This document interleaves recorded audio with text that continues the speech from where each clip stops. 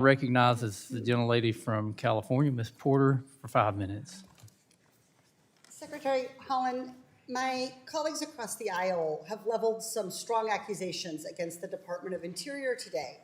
I am an avid national park visitor. I have been to, I think, 33 and counting, including about 12 since I've served on this committee.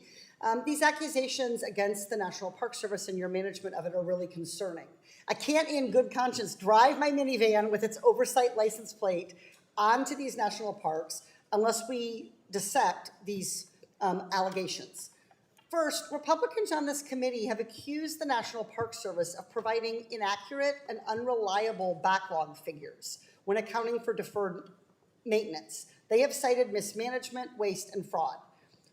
What methodology are you using to determine cost estimates for the national parks maintenance backlog, and is it in line with standards used across the government? Congresswoman, thank you so much for the question. In fiscal year 21, the department transitioned away from estimating deferred maintenance cost estimates based on work orders. We revised our methodology and are now consistently estimating deferred maintenance across the bureaus. We're using accepted industry standard approaches to generate our current estimates. So, are there any uncontrollable factors that the department accounts for when determining the remaining costs of deferred maintenance? As you noted, we have national parks all over the country. Many of those are old. They have historical buildings and historical inventories on those.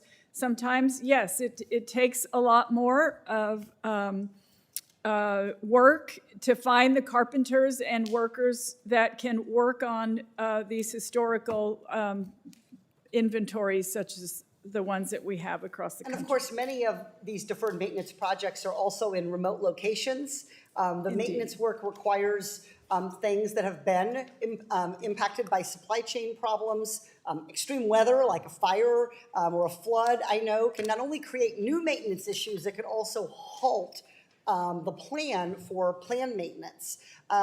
So it seems to me like you're using accurate, consistent calculations that are widely accepted across the government. So I want to go to the second claim that I heard my colleagues make. They said that the Department of Interior lacks strategic planning and coordination.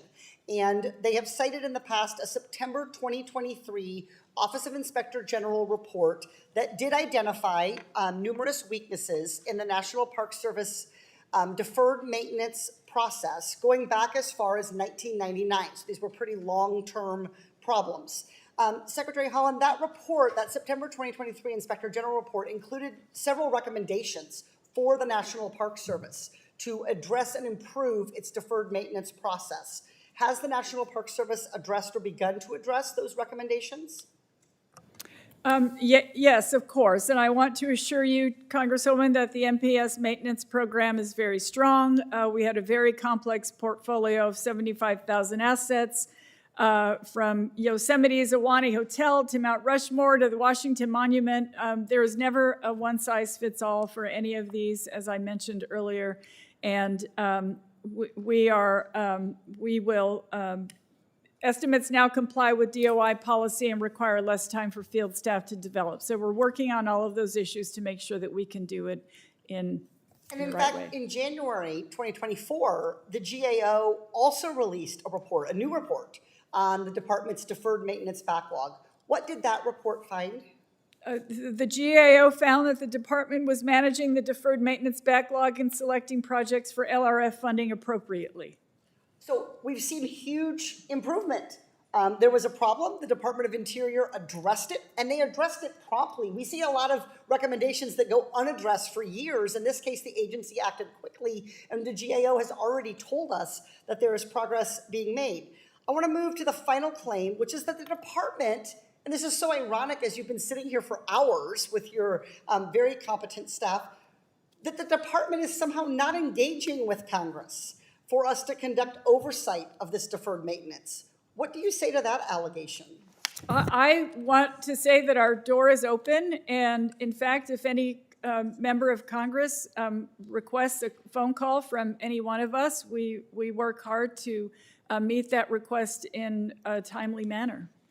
So I think your department's also held some staff briefings. I mean, it seems to me that the Republicans are focused on the wrong problems. Secretary Haaland, I just want to close by asking, did Congress increase or cut the National Park Service's budget in 2024? Congress cut the National Park Service's budget in fiscal year '24. And did that help the National Park Service deal with its deferred maintenance backlog? Budget cuts never help us. So the real problem here is budget cuts. The department has the right system, they have the right accounting, but we can't do those projects if they don't have the resources. Thank you, I yield back. Ladies, time has expired. The chair now recognizes the gentlelady from Colorado, Ms. Boebert.